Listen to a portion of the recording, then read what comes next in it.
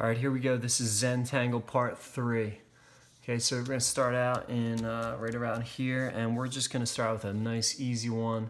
This one is going to be called swirls. Okay, so start out in any corner and just make yourself a big or medium size, I guess it's not that big, swirl.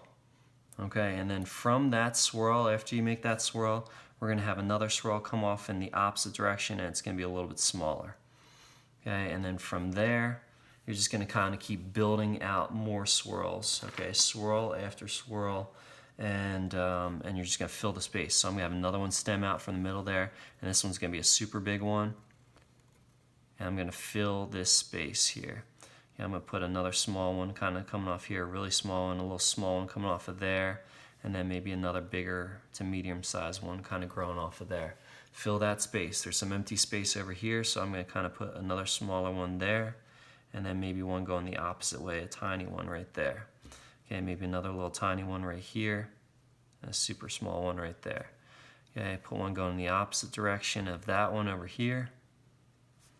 Okay, and then maybe there's another one kind of stemming off there. So we're filling this space with all different types of swirls. If you want to, you can kind of make little tiny, a little tiny effect on the end of it like that. Little tiny curvature. You can add little, little bumps to them like that. There's an example right here. If you look at, there we go. That one kind of looks like that. So you can kind of do whatever you want, put some little effects to them, make them look a little bit more interesting. But I'm just going to kind of keep it a little bit more basic right now. And I'm going to fill this space with a variety of different swirls. Yeah, a nice easy one to start out and fill some space for you. So hopefully you guys can use many of these patterns in your final copy. But again, if you struggle with some of them, feel free to look up your own, use these pattern sheets, copy some of these pattern sheets. You might even have printed out, a Zentangle example, and you might try and, replicate some of the ones that you see inside of here. Okay, you have to have at least minimum of 12 different Zentangle patterns in your animal. You should have more. You really should have more, because we've learned 12, and I'd like you to have the very minimum of 12. So that's the like kind of B minus right there, 12. Okay, I wanted to see more than 12 though. Okay, 12 is the minimum. So we got swirls for number 1. Okay, the second one is another fairly easy one. We're gonna do fish scales. Okay, make these big, don't make small ones. So start out with maybe 1, 2, 3, maybe 4 or 5, okay? Fish scales like that. And then from the middle of each one of these fish scales, you're gonna start and you're gonna connect your next row of fish scales. Make them tall, okay? Go tall and go big. Okay, if you make them small and thin, it's gonna get really messed up, and you're gonna have a million of them, and you're gonna make your life a lot harder. Okay, so don't do this. Don't make it from this point to this point and make it like real flat like that. Don't make them flat, you have to make them tall. Okay, so going from the middle of this one to the middle of that one, I'm gonna make it real nice and tall. And then again, it goes right off the page. Okay, the middle of this one to the middle of that one, tall. Okay, and again, like that. Now you could go ahead and fill this entire area if you want to. That's awesome. Or you can try and do something creative. Okay, and I'm gonna try and do something creative. When I was younger, I used to be obsessed with this, the claw game that you would come down, you put a quarter in it, and it would have a claw, and it would go down and pick things up. Played it all the time as a kid. So I'm gonna draw one of these like claw type shape things that picks things up like this, and it's gonna be, it's gonna pick up some of these things that are beneath here. So feel free to copy off of my idea if you want, or to just continue making these fish scales. Okay, so there's your fish scales. You can continue that. Here's a bunch of fish scale patterns. If you look at this, all these ones that I circled are different ways to color in your fish scale patterns.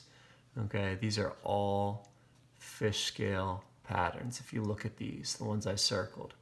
Okay, and there's so many of them. There's so many different ways to color these in. You know, one way to do it is to just make like another outline around that edge of each one of those in that row. Okay, I make an outline around each one of those. I could make one look like a teddy bear if I wanted to. I could make these look like teddy bears. And there's the teddy bear's nose, and then I'd make ears. Okay, I can make every single one look like, okay, I could see make every single one look like a little teddy bear right there. I could do, I should probably hold the paper this way. It's probably a little bit easier for you guys to see. I could do in the next row, I could do something like this. I could make like a dragon scale type point like that on everyone. I can make the next one look like an eyeball, and it kind of goes like this. Okay, and each row could have its own pattern, or you could alternate them. Okay, there's a lot of different ways to do this. Okay, so that's like 3 rows of 3 different ways of how to do this. And again, you know, I would probably go back and make these even more detailed. You know, I really appreciate it when you guys kind of go a little bit above and beyond with your details. So, you know, really get into the zone here. Try and focus and really put a lot of effort into each and every pattern there. Okay, so that's fish scale. Okay, next one we got. We're gonna do, what did I say? All right, so we're gonna do this. Okay, so this one is a little tricky. We're gonna start out with a line kind of going, let's say, how do I wanna do this here? Okay, we're gonna make a line going this way. Okay, so up and down. Make a line going up and down like that. Okay, on the bottom of your box.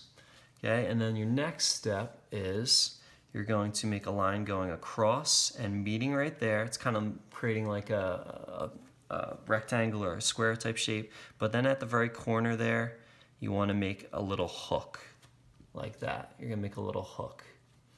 Okay, and then you're going to repeat that same type of thing. Okay, you're going to make a line going up from right at this point right there. Right at that point, you're going to make a line going up, however high you want. You're going to make a line going over with a hook on the end of it. That hook on the end of it, it can't go past this line. And then it's going to go up again. And it's going to look like it's a cake on top of a cake on top of a cake, or a pipe on top of a pipe on top of a pipe. And I'm going to keep going like this.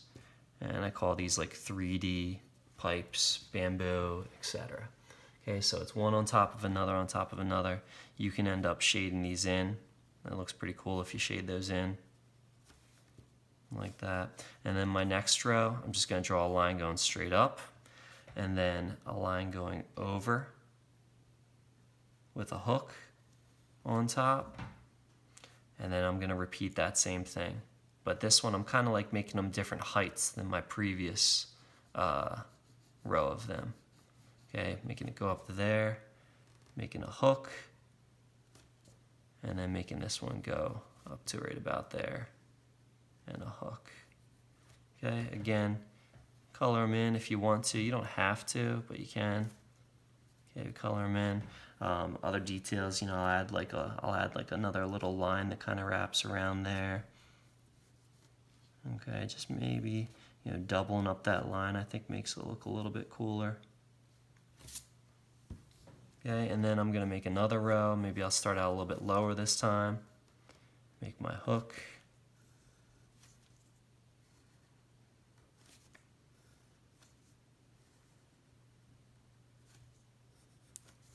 Okay, color them in, and you just fill the rest of the space.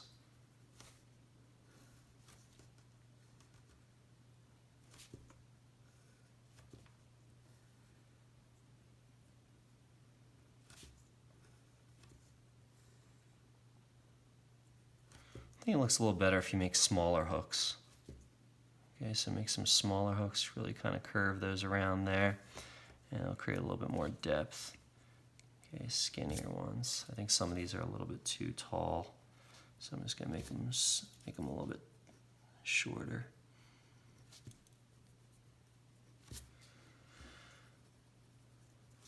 All right.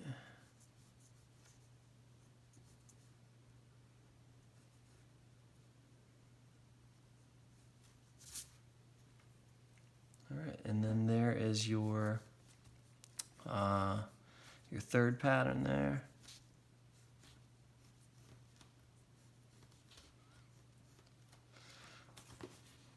This was one way of doing it right there. That's kind of like what I was doing here.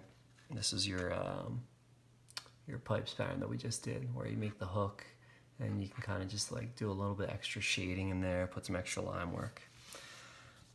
All right, and then our final one, we're gonna end with, there's a lot of ones we can really end with. I'm gonna end with one that's kind of similar to how we did this one right here. We're gonna do ovals. Okay, so instead of starting with squares like we did with this one, we're gonna start with ovals. And this one's gonna make it look like, this one's gonna be flags or scrolls. They're gonna be slightly different than our straight lines we made here. We're gonna make some curved lines in between these. So I'm making maybe 4 rows of 4 again, and these little ones are gonna be like little tiny ovals that I'm just coloring in.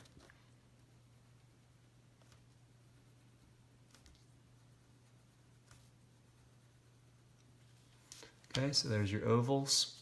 And then in between the ovals, you're just gonna go from top to bottom like that, but you're gonna kind of give it a curve. Okay, you're gonna kind of curve those in between there. And you're just gonna repeat that.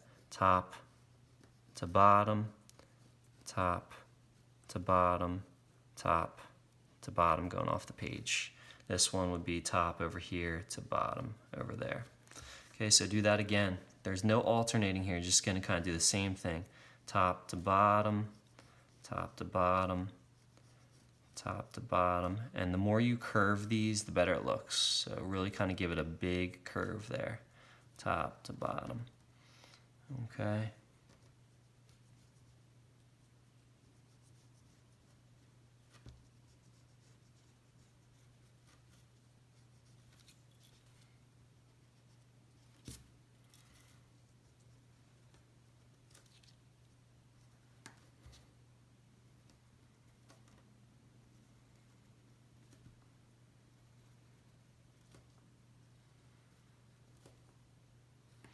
Okay, so you have 4 rows and you're just going top to bottom, top to bottom, top to bottom, top to bottom.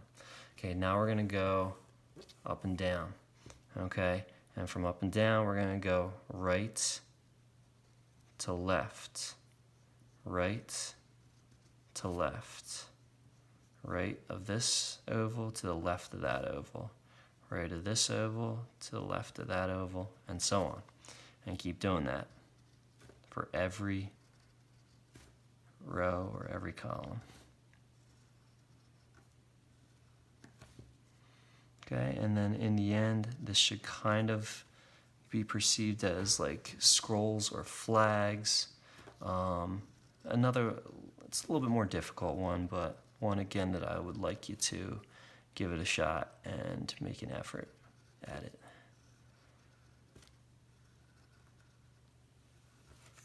Okay, so that is your flags or scrolls, and that's the final pattern in the series. You should have 12 patterns here, and if you do something even remotely like that and put in a solid effort, you'll get your 20 out of 20 points there.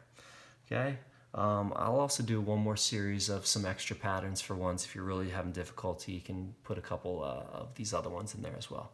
Thank you.